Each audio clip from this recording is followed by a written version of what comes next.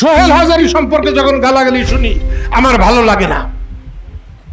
আজকে আমি আসবার সময় দেখলাম ৫-৬টারই মোটরসাইকেলওয়ালা স্লোগান দিতেছে হই হই রই রই, সোহেল কি জানি হাজারি গেল কই অমুক তমুক। আমার খুব খারাপ লেগেছে। আদর্শ সিদ্দিকী তোমাকে বলছি, এগুলা সবটি তোমার চেলা। তাদেরকে বলবা পারলে সোহেল হাজারির পায়ে ধরে যেন মাপ চায়। রাস্তাঘাটে বয়সে বড় মানুষকে গালাগালি করা ভালো না। সোহেল গালাগালি করার লেখাপড়া নাই, সার্টিফিকেট জাল করে, সেই জন্য গালাগালি করে। তুমি কোথায় করো? তুমি কোথায় করবা?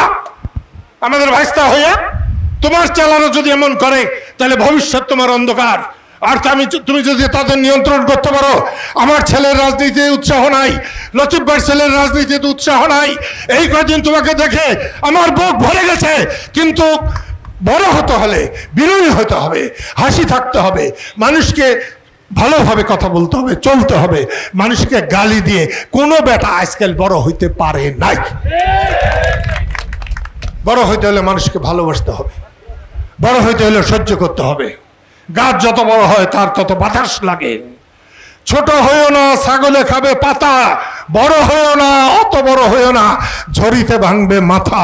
মাঝামাঝি থাইকো, কাদের সিদ্দিকের মতো থাইকো।